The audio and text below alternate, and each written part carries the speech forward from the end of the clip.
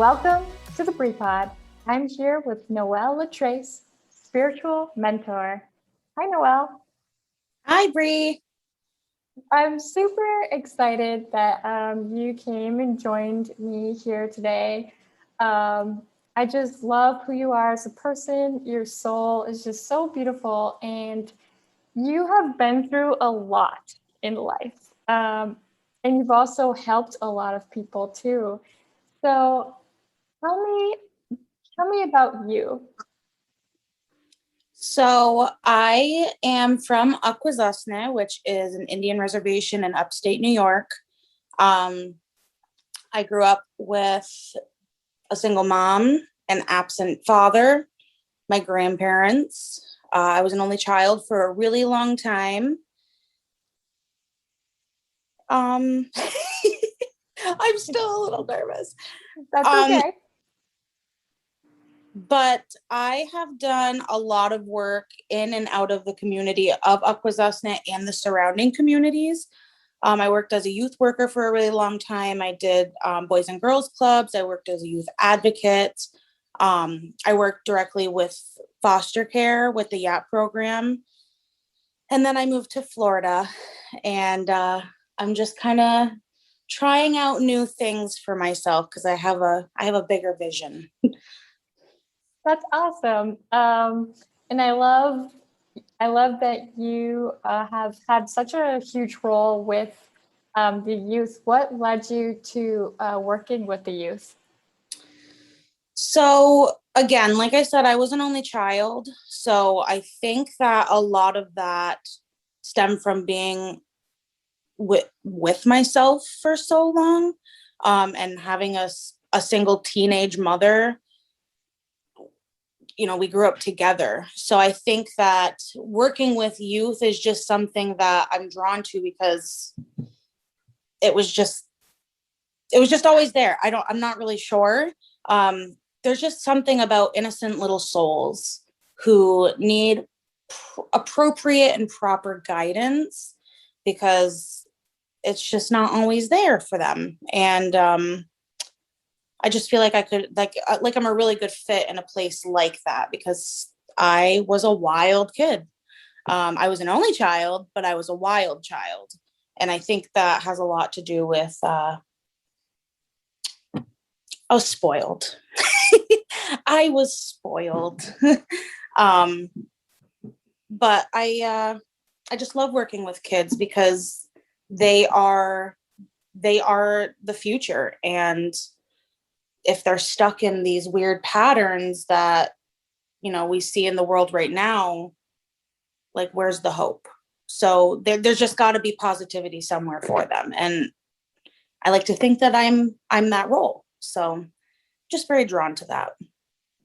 I love that. And I think something needs to be said for the fact that you're saying that you're a wild child, but look at you now. So what I know. happened? What brought you from wild to here? How did you get there?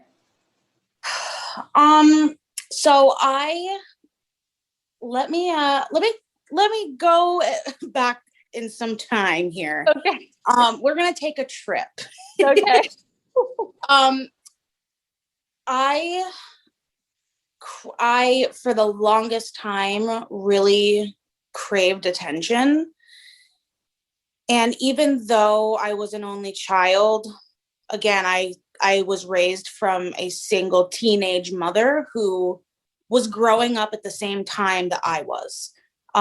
So because my mom had me she was pregnant at 17, had me at 18, we did a lot of growing up together. And with that, I had different phases of a mother. Um, my mom was great. She was always there. We had some issues throughout my entire life. And again, I think that's just because we grew up together. Um, I didn't have my biological father around. I had his parents and my aunt and like my cousins, but that's all of that side that I really knew. Um, so I think that is where it all started. I just felt like I needed to be loved, and I didn't care how or where I got it from. So I went crazy. I went wild, and it started young. I was like 11, trying to figure out life when 11-year-olds really shouldn't be trying to figure out life like that. And then the older I got, the more attention I craved. And that's kind of when I branched into like my sexuality and figured out that I actually am attracted to women. I was in a really long-term relationship with a man. We were high school sweethearts. Like, we carried on to that, but it just wasn't for me. He was a really great guy, just was not for me.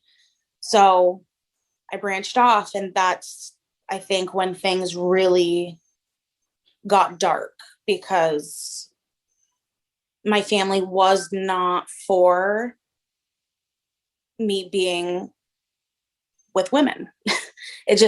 I was boy crazy my entire life, and then I just kind of did a switch. So I think that they were standoffish about it, and that pushed me away from it. So then I stayed in the gray area of like the in between. Like, I was with guys and girls, just wasn't working for me. So then in college, I just went mad. I was suicidal. I was back and forth in relationships. I was in love triangles, and again, anything and everything just for some attention. And it just was not good. I got in a relationship where I was engaged after only 2 weeks of knowing this woman. We were together for a couple years. And then that's when I met my ex. And I grew up with my mom giving me the same 5 rules. And if you ask any of my friends from like, middle school, high school, they knew the rules were no drinking, no smoking, no sex, no drugs, no rock and roll. Those were the rules that I had to live by. I wasn't allowed to experiment in things because I was terrified that my mom would find out and all this crazy stuff. So I was hardcore against drugs, drinking, smoking pot. I mean, anything and everything. I was against abortion. I was a very closed-minded person. And when I got with my ex, I left that engagement and got with her, and she was in a rehab program. Again, the first time I had ever experienced anything like that. So I'm not a judgy person. I don't care what you do, what you've been through, where you came from, just as long as you show me respect and love. Like, that's all I care about. And that was in 2015. And I finally left and was done in 2017. And it was 2 years of addiction and abuse. I got addicted to drugs. I dropped out of college. I had 1 semester left in chemical dependency counseling, and I dropped out because I got addicted to crack cocaine. I don't really know what did that and why that was kind of the life that I spiraled into, but it was, and it was scary. It got abusive. It got toxic, and I lost all my family. I didn't have any friends. And when I finally escaped from that one, when enough was enough for me, I rebutted and rebounded to somebody even worse than the first one. And I knew exactly what she was about. Again, I was lonely. I was coming off of drugs. I was confused. I didn't have anybody. So I rebutted to worse. And it was, sorry for all the TMI, but it was supposed to be just a one-night stand, and it was not. I tried to bring her home the next day, and that was the first time she ever put her hands on me, because I didn't fight to make her stay. I just wanted her to go home. So I got trapped into a relationship that I did not want. And it was terrifying, absolutely terrifying. So I really think that's where it all started. Was I was just lonely, and I was just very lonely as a kid. and experimental and confused, sad, depressed, abandoned. I just had all of these feelings, and I turned to food my whole life, but then I turned to drugs and toxic relationships. I appreciate you sharing your vulnerability on here, and you know, I want to send you like hugs through the Zoom here. But like, yeah, I think that what's beautiful about you is, I don't know if you are seeing it yet, but like just your strength, of, even though maybe during that time you didn't feel strong, you still have a strength, because I know that it's very hard, because every day you have to face that struggle with drugs, you know, that addiction. Every day, you have to face that like struggle of life, like you were talking about. And so I appreciate that you're still here with us. Thank you. And your strength is just so admirable. Admirable? Oh my gosh. Admirable. Serious. This word is bumbling me. But truly though, it's super powerful to see that. And I hope that you see that in yourself. I, as you know, I've also been in a abusive relationship. And I know that when you're in it, it's completely different when you're on the outside looking in and you're like, whoa, how did that go from here, 0 to 100 so quick? But like I said, your strength is just awesome. So how long, if it's okay to ask, have you been sober from drugs? So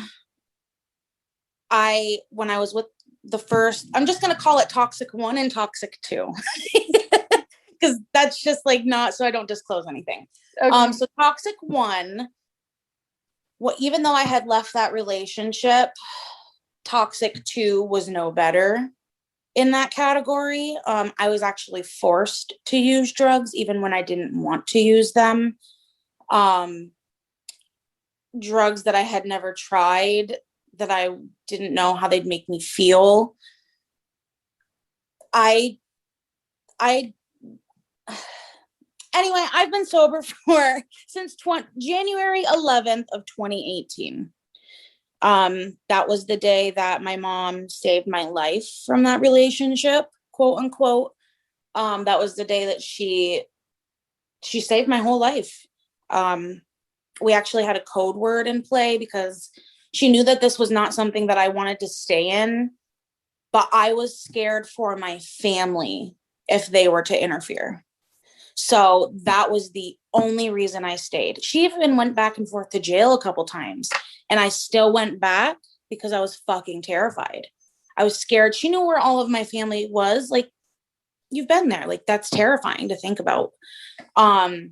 I was held hostage in my apartment for 2 weeks, and enough was enough. I had no TVs. They were all smashed. My phone was on its last leg.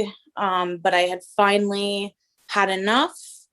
And it was like midnight. She dragged me by the head of hair out of bed because she thought I was ignoring her, but I was sleeping. And it was just a mess. So I texted my mom the code word, and I tried to call, and she did not answer. And I genuinely didn't think that I was going to wake up the next day. I really thought that was going to be it for me. But then at 6:30 in the morning, my mom's pounding on that door. And when I open it, I swear to God, she had a 10-foot crowbar in her hand, ready to swing. She thought she was coming into the apartment to find me dead. But when she opened the door, I can still see the look on her face. And her exact words were, "You're still alive." Because she thought she was going to find me dead too. So I ran to the car. She called tribal police. Thank the whole world for them. Because if it wasn't for them, I wouldn't have been as safe, you know. And since that day, I had an order of protection. I was safe. I was good. And in the midst of all that, I had actually met the woman I'm now married to. I actually met her through Toxic One, believe it or not. And it was, I think, a blessing in disguise. A blessing in disguise. She ended up, I got a hold of her after, ignoring her for months because I was in this horrible place and I was scared. I was scared to reach out. Once I was finally out, I texted her and I said, I'm safe. I'm okay. Everything's okay. Well, literally a week and a half later, she bought me a one-way ticket to Florida to save me because I was still scared. I was so scared to be home because anywhere I went, they were there. I say they because there was two that I was trying to come down from. I was coming off of drugs. I was coming off of anxiety and adrenaline, fear. I was coming off of a lot of things. So my mind didn't really settle until probably, June of 2018. But yeah. Wow. You had me, I'm over here like trying to hold my tears back. I just think that just I'm happy that your mom and you created that code word to get you out of that situation, because it is so scary that both of you had that thought that you could be gone. Yeah. And I just want to send you so much love to you, because like I said, it's so much strength that you have. And because when it comes to like the narcissist or the abuser, they try to take control of everything, everybody, everyone, and they befriend people that believe them because they have that charm, like that thing about them, or they know people that is not helpful, Yeah. So like I just really think you need to hear that you have a lot of strength for getting out, being able to tell your mom this, because a lot of people are so scared they won't even make a code word. And so happy that travel police was there to protect you, because that's something that I think is important when you can have the law, back you up too. Yeah. So now you're in Florida, and I know for myself that even though I'm like in Oregon, I'm having I have a beautiful man in my life. I'm now going through the healing stages. How is that going for you? Are you so healing is an ongoing process. yeah. And I am actually very thankful that I am able to have my wife, and she allows me to find my inner power, find my inner strength. She's allowed me to heal from the moment that I entered Florida to be with her. I think that this is a new kind of relationship for her as well, because without disclosing too much, she's also been in an abusive relationship. She was actually married to a man. He was not a very good soul at the time, and it just brought her down too. She has a lot of personal issues also. So it's nice to be able to have somebody who understands everything that I was feeling, everything I was going through. I can talk to her about literally anything, and that just makes life so much more simple. To have somebody that loves you and respects you and appreciates you, while also giving you your time for you to heal, to become one and love yourself. Because that's what I really struggled with my whole life, was my inner love. And I, to this day, have still never really been alone.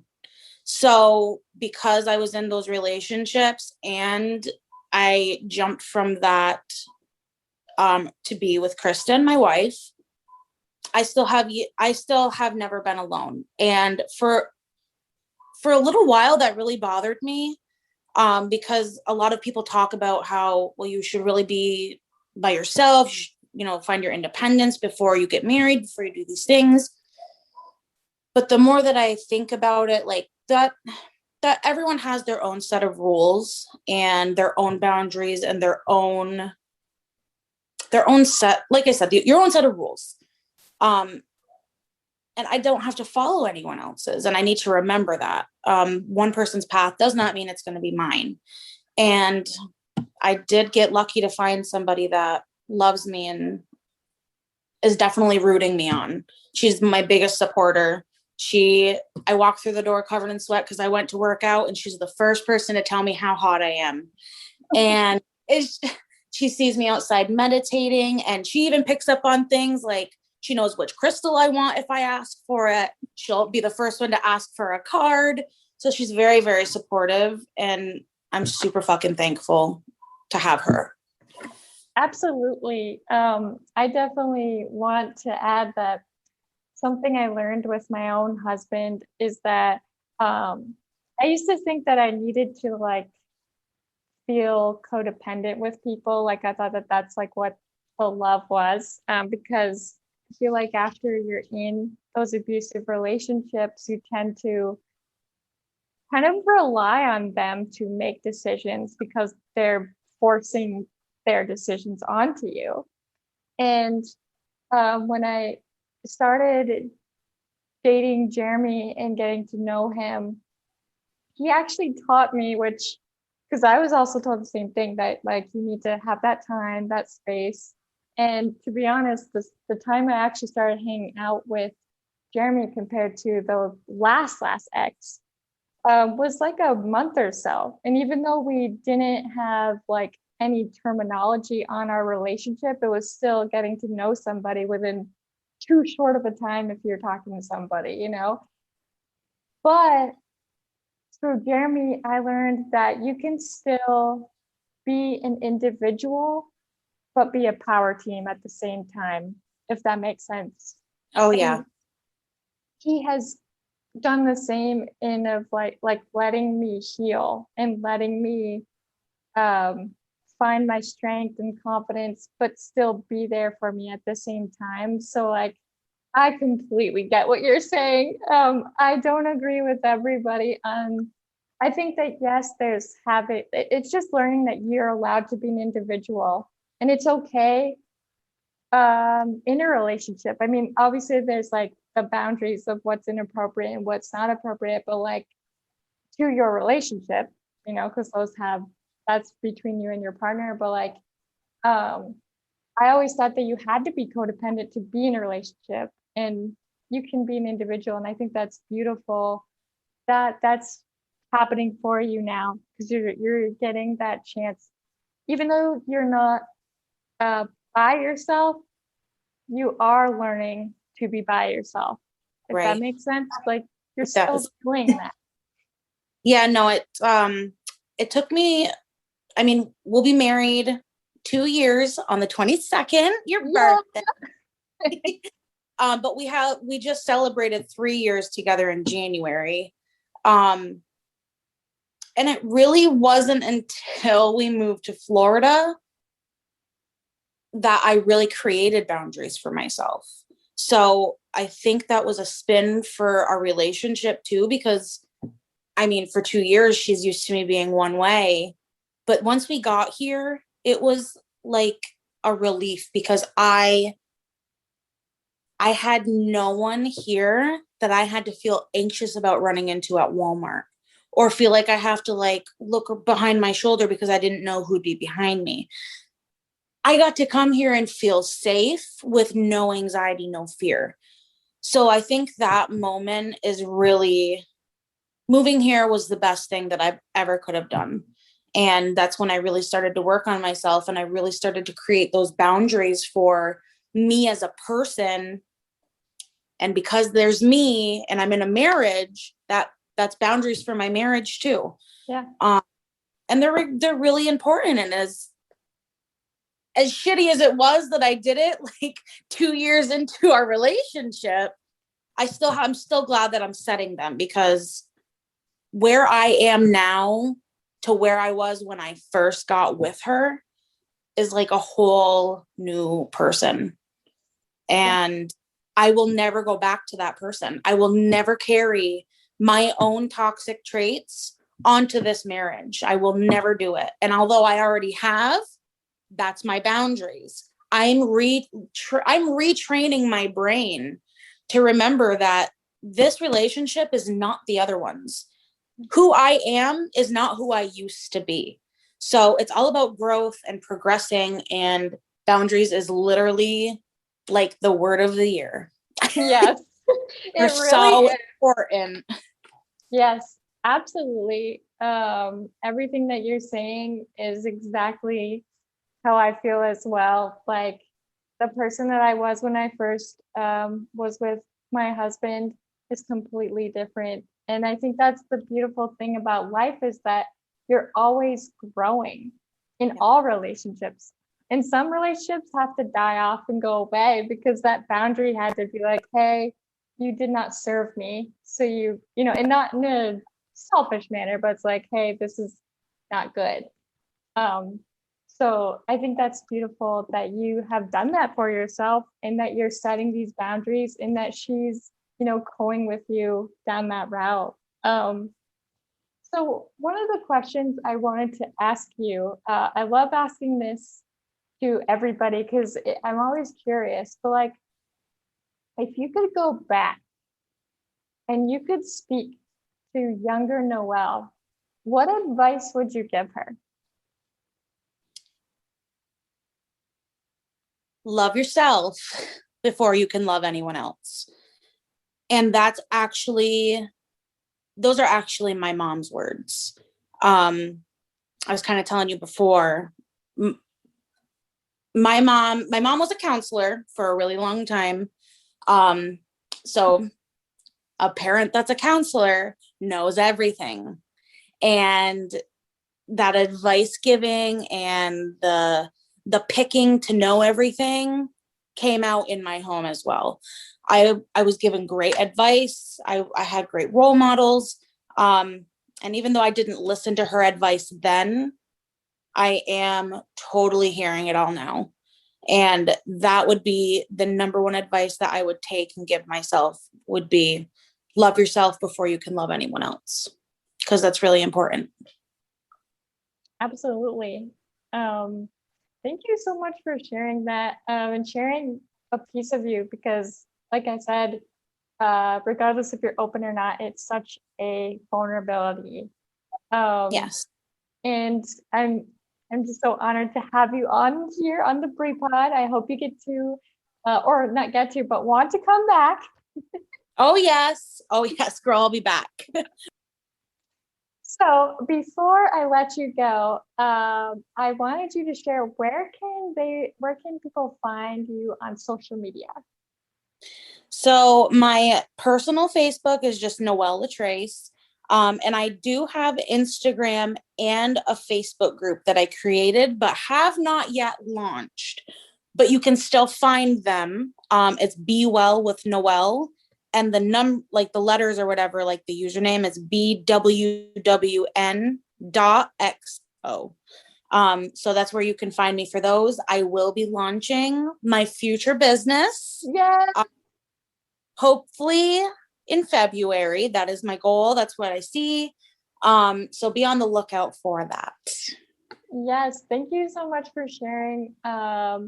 And I look forward to also following your journey. I think that you have done so many beautiful things and have so many lives to change and help. And so I really do appreciate you coming on here and sharing that piece. Thank you. Thank you. I'm so glad you had me, and you are doing the same. You're changing lives just as much, and talking to you just released so much that you don't even understand. So this was a great therapy session. Oh, yay. Thank you so much. I really appreciate that. Yes. I wanted to leave off with the affirmations. So I know that you're not new to this because you were binge watching the Brie Pod or binge hearing. So as you know, for those of you that resonate between 1 and 3, your affirmation will be provided. So for those of you that resonate with group number 1, your affirmation is, I have been given endless talents, which I begin to utilize today. For those of you that resonate with number 2, your affirmation is, I possess the qualities needed to be extremely successful. And then for those of you that resonate with number 3, your affirmation is, I acknowledge my own self-worth. My confidence is soaring. And with that, you are loved, you are worthy, you are cherished, and I am proud of you. Until next time on the Brie Pod. Bye. Bye.